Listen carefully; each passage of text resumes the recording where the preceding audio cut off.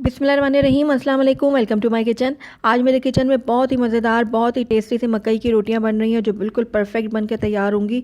और मैं आपको इसका सीक्रेट बताऊंगी कि इसको बनाने के लिए हम क्या करें कि बिल्कुल ही परफेक्ट और बहुत ही मज़ेदार बन के तैयार हों। तो चलिए फटाफट से इसको बनाना स्टार्ट करते हैं। तो ज़बरदस्त सी मकई की रोटियाँ बनाने के लिए सबसे पहले मैंने यहाँ पर मकई का आटा लिया है। तो खुले बर्तन में मैंने यहाँ पर मकई का आटा ले लिया है, तकरीबन आधा किलो मकई का आटा है। इसके अंदर अब हम ऐड करेंगे हस्बे ज़रूरत नमक। आप अपने टेस्ट के अकॉर्डिंग डालिएगा जितना आप पसंद करते हैं। उसके बाद इसके अंदर मैं ऐड करूँगी लाल मिर्चों का पाउडर। तो लाल मिर्चें भी आप अपने टेस्ट के अकॉर्डिंग डाल सकते हैं, लेकिन मैंने यहाँ पर 1 टीस्पून डाला है। तो अब तीनों चीज़ों को मैं अच्छे से मिक्स कर लूँगी। तो अब इसके अंदर एक सीक्रेट इंग्रेडिएंट जाएगा जिससे ये रोटियाँ जो हैं वो बहुत ज़्यादा टेस्टी तो बनेंगी और साथ ही ये टूटेंगी भी नहीं। तो यहाँ पर मैंने आधा लीटर दूध ले लिया है। ये नीम गर्म दूध है। तो इसको मैं डालूँगी और साथ साथ इसको गूंथती जाऊँगी। दूध डालने से इन रोटियों में बहुत लेस पैदा होगी जिससे ये रोटियाँ टूटेंगी नहीं, क्योंकि मकई के आटे में लेस नहीं होती जिसकी वजह से वो टूट जाती हैं।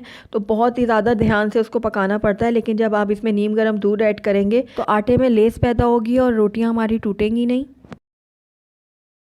और बहुत ही परफेक्ट बन के तैयार होंगी और साथ ही ये टेस्टी भी बहुत ज़्यादा बनेंगी। तो बस थोड़ा थोड़ा करके मैं इसमें दूध ऐड करती जाऊंगी और इसका स्मूथ और एक सॉफ्ट सा डो तैयार कर लूँगी। तो इसको मज़ीद टेस्टफुल बनाने के लिए इसके अंदर मैं ऐड करूँगी थोड़ी सी चॉप्ड हरी मिर्चें। ये ऑप्शनल है, अगर आप नहीं डालना चाहते तो नहीं डालें, लेकिन इसके डालने से बहुत ही ज़बरदस्त सा फ्लेवर आता है मकई की रोटियों में। तो तकरीबन ये मैंने 2 अदद ली थी हरी मिर्चें, उनको मैंने बारीक चॉप कर लिया है। ये भी मैंने इसके अंदर ऐड कर दी हैं। अब इनको भी मैं अच्छे से मिक्स कर लूँगी आटे के साथ। तो साथ साथ मैं दूध भी ऐड कर रही हूँ। तो तकरीबन आधा किलो मकई के आटे में आधा लीटर ही मेरा दूध लगा है और आप अपने हिसाब से देख लीजिएगा, कम ज़्यादा थोड़ा बहुत हो सकता है। तो बस ये देखिए थोड़ा सा मैंने नरम इसको गूंदा है इस तरीके से। अब सारा आटा जो है वो इकट्ठा हो चुका है। अब दूसरा सीक्रेट मैं आपको बताऊंगी कि जिसकी वजह से ये जो रोटियां हैं बहुत ज़्यादा परफेक्ट बन के तैयार होंगी और टूटेंगी भी नहीं। तो आपने इसको जो गूंदना है वो इस पाम की मदद से गूंदना है, यानी जो आपकी हथेली है इसकी मदद से आपने इस तरीके से इसको गूंदना है। ये देखिए इस तरीके से हम इसको गूनेंगे तो ये जो आटा है वो स्मूथ होगा और स्मूथ होने की वजह से जो रोटियां हैं बिल्कुल परफेक्ट तैयार होंगी और टूटेंगी भी नहीं। आप देख रहे होंगे कि मैं हथेलियों की मदद से इसको गूंद रही हूँ। ये देखिए कम से कम भी 3 से 4 मिनट के लिए हम इसको गूंदेंगे इस तरीके से और इसका सॉफ्ट और स्मूथ सा डो तैयार कर लेंगे। ये देखिए इसमें लेस भी आना शुरू हो गई है। ये देखिए ये चिपचिपा हो गया है क्योंकि इसके अंदर हमने नीम गर्म दूध ऐड किया और साथ ही मैं इसको इस तरीके से हथेली की मदद से गूंद भी रही हूँ। तो इन दो बातों की वजह से जो हमारी रोटियां बहुत ज़्यादा परफेक्ट बनेंगी, बहुत टेस्टी बनेंगी और टूटेंगी भी नहीं। तो ये देखिए तकरीबन 3 से 4 मिनट हो गए आटे को गूंदते हुए और ये बहुत ज़्यादा स्मूथ हो गया और बहुत ही सॉफ्ट ये मैंने आटा गूंदा है। तो बस ये बिल्कुल रेडी है आटा रोटियां बनाने के लिए। तो आइए इसको हम बना लेते हैं। तो यहाँ पर मैंने तवा गरम करने के लिए रख दिया था और यहाँ पर एक पेड़ा मैंने ले लिया है। अब आप अपने हिसाब से छोटा बड़ा जितना आपने बनानी है रोटी उस हिसाब से पेड़ा ले लें। तो ये देखिए इस तरीके से मैं किनारों से इसको दबाती चली जाऊँगी और इसको फैला कर बड़ा करती जाऊँगी। इसके लिए आपको प्रैक्टिस चाहिए, जैसे जैसे आप इसको बनाएंगे वैसे वैसे आपकी रोटी भी परफेक्ट बनेगी। तो आप जब देखें कि ये जो रोटी है थोड़ा सा हाथ में चिपक रही है तो आप हथेली में थोड़ा सा पानी लगा लें, तो उसकी वजह से ये चिपकेगी नहीं। तो ये देखिए इस तरीके से बढ़ाते हुए मैं इसको बड़ा कर लूँगी रोटी को। तो जितना आपसे हो सके आप इसको थोड़ा सा पतला करें, क्योंकि ये रोटियां जो हैं वो पतली अच्छी लगती हैं, ज़्यादा मोटी अच्छी नहीं लगती। तो ये देखिए मैंने इसको अच्छे से बढ़ा के बड़ा कर लिया। मैं तवे के ऊपर थोड़ा सा घी डालूँगी, आप चाहें तो देसी घी डालें या फिर बनास्पति भी डाल सकते हैं। तो ये घी मैंने थोड़ा सा फैला दिया। अब ये रोटी मैंने तवे के ऊपर डाल दी है। मीडियम लो फ्लेम में अब मैं इस रोटी को थोड़ा सा सेकूँगी। तो ये देखिए रोटी को मैं अच्छे से इस तरीके से प्रेस करते हुए दबा दूँगी और जहाँ से थोड़ी थोड़ी ये मोटी रह भी गई है तो उसके किनारे मैं इस तरीके से पतले कर लूँगी। ये देखिए इस तरीके से। ये थोड़ी सी नाजुक होती है, उसको पलटने में थोड़ी सी मुश्किल होती है। तो मैं आसान तरीका आपको बताती हूँ कि ये देखिए मैंने एक ढक्कन ले लिया जिसके इस तरीके से यहाँ पर हैंडल हो। तो रोटी को मैं इस ढक्कन के ऊपर डालूँगी। ये देखिए इस तरीके से। अब इसके ऊपर मैं डाल दूँगी घी। घी डालने के बाद मैं इस रोटी को पलट के तवे के ऊपर डाल दूँगी। ये देखिए इस तरीके से। तो आपने देखा कि कितनी आसानी से रोटी को हमने पलट लिया है। तो कुछ लोग इसके अंदर गेहूं का आटा भी ऐड करते हैं ताकि रोटी जो है ईजिली बन जाए और टूटे ना, लेकिन मुझे सिर्फ मकई के आटे की रोटियां ही पसंद है, तो मैं इसी तरीके से इसको बनाती हूँ। तो अब दोनों तरफ से मैं इसको गोल्डन और क्रिस्पी कर लूँगी। और इसमें थोड़ा सा घी ज़्यादा लगता है, तो इसलिए घी को आपने थोड़ा सा खुले हाथ से डालना है, तभी ये रोटियाँ जो है मज़ेदार और क्रिस्पी बन कर तैयार होंगी। तो घी को आपने थोड़ा सही क्वांटिटी में डालना है इसमें।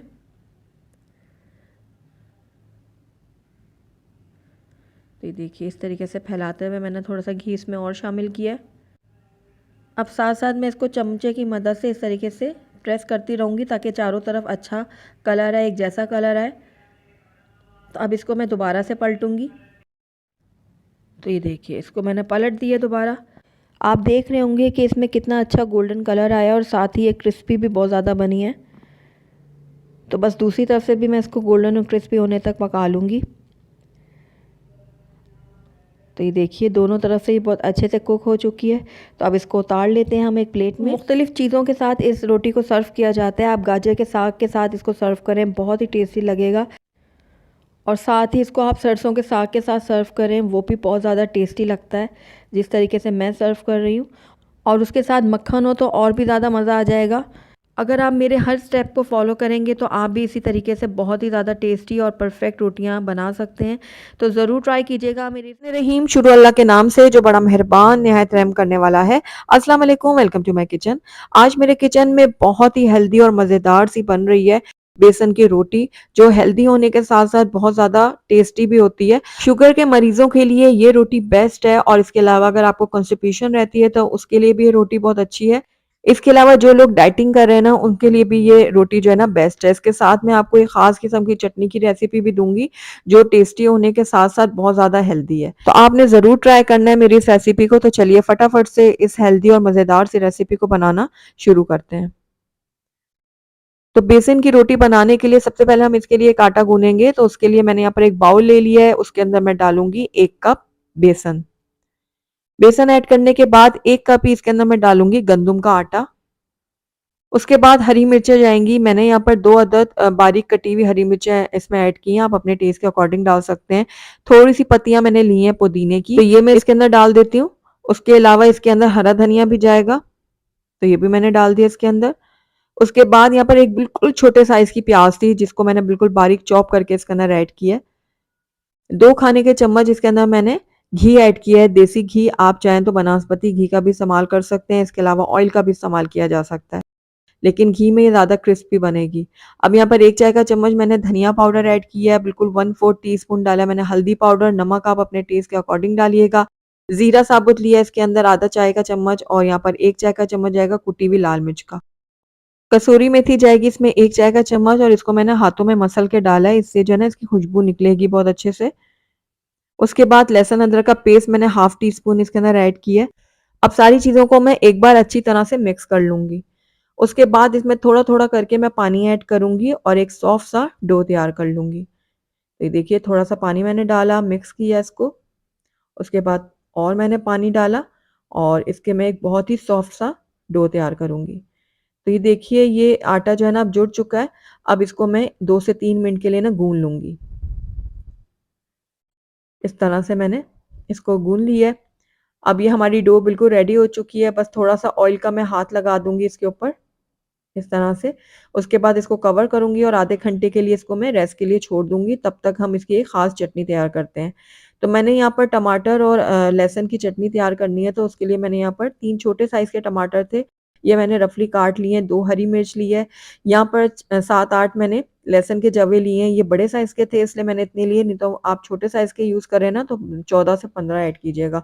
और एक छोटी सी प्याज भी मैंने रफली काट लिया। अब सारी चीजों को मैं अच्छे से ब्लेंड कर लूंगी। तो उसके लिए मैंने यहाँ पर एक ब्लेंडर जूसर ले लिया है, और इसके अंदर मैं ये सारे जो मसाले हैं ना ये डाल दूंगी। ये देखिए ये जो टमाटर था, लहसुन, हरी मिर्च और प्याज, ये मैंने इसमें ऐड कर दिया है। अब इसके अंदर मैं डालूंगी आधा छोटा चम्मच जो है ना लाल मिर्चों का पाउडर। 1 चाय का चम्मच जाएगा इसके अंदर कश्मीरी लाल मिर्चों का पाउडर। और उसके बाद इसके अंदर मैं नमक ऐड करूंगी हस्बे ज़रूरत। और धनिया पाउडर जाएगा इसमें आधा छोटा चम्मच, और थोड़ा सा इसमें पानी मैंने ऐड किया। देखा आपने, मैंने बिल्कुल 2 घूंट इसके अंदर डाला है पानी। अब सारी चीज़ों को मैं अच्छे से ब्लेंड कर लूंगी। तो अब यहाँ पर मैंने ले लिया है एक पैन, और इसके अंदर मैं डालूंगी 2 टेबल स्पून ऑयल। ऑयल जैसे ही थोड़ा गर्म होगा, इसके अंदर मैं हाफ टी स्पून डालूंगी साबुत सफ़ेद ज़ीरा और इसको मैं हल्का सा क्रैकल कर लूँगी इस तरह से।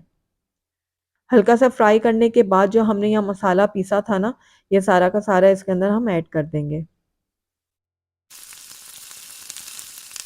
तो मसाला मैंने ऐड कर दिया है। अब जो जूसर में थोड़ा बहुत लगा हुआ था ना, इसमें भी मैंने 2 से 3 टेबलस्पून पानी डाल के ना वो खंगाल भी इसके अंदर ऐड कर दिया है। अब इसको हम मिक्स कर लेंगे थोड़ा सा। मिक्स करने के बाद हम इसको कवर करेंगे और इसको पकाएंगे तकरीबन 10 से 12 मिनट के लिए लो फ्लेम में, और दरमियान में 2 से 3 बार हम इसको चेक भी करते रहेंगे ताकि जो चटनी है ना वो नीचे से लगे ना।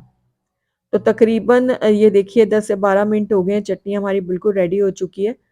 दरमियान में मैंने 2 से 3 बार इसमें चम्मच भी चलाए थे। तो बस ये चटनी हमारी रेडी है, इसको अब मैं एक बाउल में निकाल लेती हूँ। तो आपको मैं नज़दीक से पहले दिखाती चलूँ कि ये देखिए कितनी ज़बरदस्त ये चटनी तैयार हुई है हमारी। ये देखिए।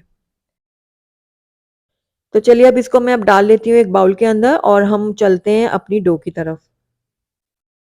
तो ये देखिए हमने जो डो तैयार की थी ना, ये बिल्कुल सेट हो चुकी है। ये देखिए बहुत ही सॉफ्ट ये डो हमारी बनी है। बस अब इसके छोटे-छोटे से पेड़े हम तैयार करेंगे और पेड़े तैयार करके हम पहले रख लेंगे, फिर एक-एक करके हम इसकी रोटी तैयार करेंगे। तो ये देखिए इस साइज़ की मैंने रोटी बनानी है, तो आप भी अपने हिसाब से जितने आपने पेड़े बनाने हैं, बड़े-छोटे बना सकते हैं। तो जितना मैंने आटा गूँथा था ना, उसके मेरे 4 पेड़े रेडी हुए हैं। तो अब यूँ करके मैंने खुशका इसके ऊपर लगाया है, हल्के हाथों से इसको मैं फैला लूँगी। थोड़ा-सा खुशका और लगाएँगे और उसके बाद इसको मैं बेल लूँगी। तो बहुत ही मज़ेदार सी ये रोटी तैयार होती है। जब आप एक दफ़ा इसको ट्राई करेंगे ना, तभी जान पाएँगे कि ये कितनी टेस्टी होती है रोटी। तो बस ये देखिए रोटी हमारी सिकने के लिए बिल्कुल रेडी है। आइए इसको अब हम सेक लेते हैं। तो तवा मैंने गरम होने के लिए रख लिया था पहले से। अब इसके ऊपर हम रोटी अपनी डाल देंगे। थोड़ा-सा मैं इसको प्रेस करूँगी। कुछ सेकंड के बाद हम इसको फ्लिप करेंगे। दूसरी तरफ भी कुछ सेकंड हम पकाएँगे और दोबारा से इसको फ्लिप कर लेंगे। अब इसके ऊपर हम देसी घी लगाएँगे। आप चाहें तो बनास्पति घी लगा सकते हैं, ऑयल लगा सकते हैं, या आपकी मर्ज़ी पर डिपेंड करता है। लेकिन देसी घी में ना ये पराठे या रोटियाँ बहुत मज़ेदार बनती हैं।